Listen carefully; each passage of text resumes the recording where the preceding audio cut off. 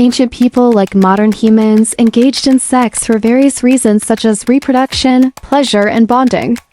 The specific practices, however, varied greatly across different cultures and time periods. Here's a general overview. 1. Cultural and religious views. Ancient Egypt, sexuality was often depicted openly in art and culture.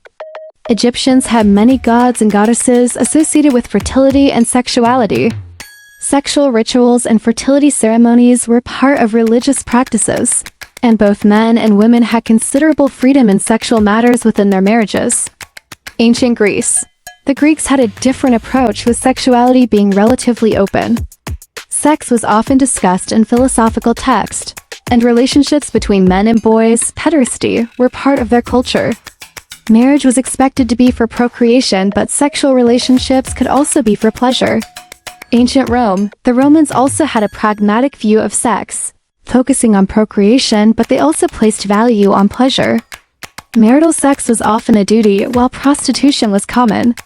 Social status influenced sexual practices, and certain sexual acts were viewed with moral judgment. 2. Sexual positions. While specific practices vary, many ancient texts and artworks show that people engaged in various sexual positions.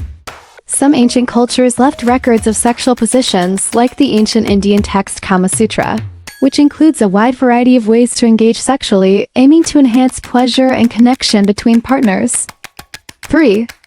Marriage and reproduction. In many ancient societies, sex within marriage was primarily for reproduction. Marriages were often arranged for political, economic, or social reasons, and sexual relations were seen as a duty. In some cultures, sexual pleasure and love were considered secondary to the primary purpose of creating heirs. Celibacy and abstinence were sometimes practiced for religious or personal reasons, and some cultures even believed that a lack of sex was beneficial for spiritual or health reasons. 4. Sexual roles. Gender roles. In most ancient societies, there were rigid gender roles. Women were often seen as the primary caregivers and were expected to be modest, while men had more sexual freedom. However, some cultures had more egalitarian views regarding sexuality. Prostitution. In several ancient civilizations, prostitution was institutionalized with both sacred and secular forms.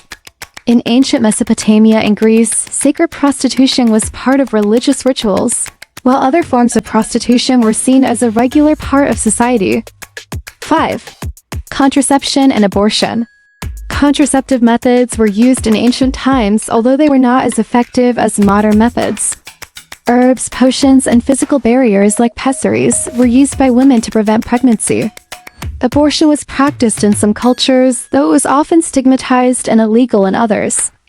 Ancient texts reveal different attitudes toward pregnancy and abortion, depending on the culture.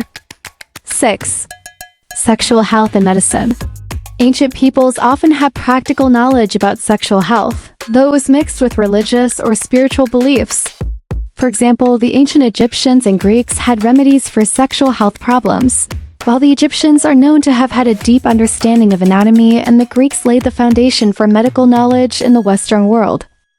In summary, ancient people's sexual practices were influenced by their cultural, religious, and social context. While many aspects of sex were connected to reproduction, pleasure, and marital relationships, the range of practices varied widely across different societies.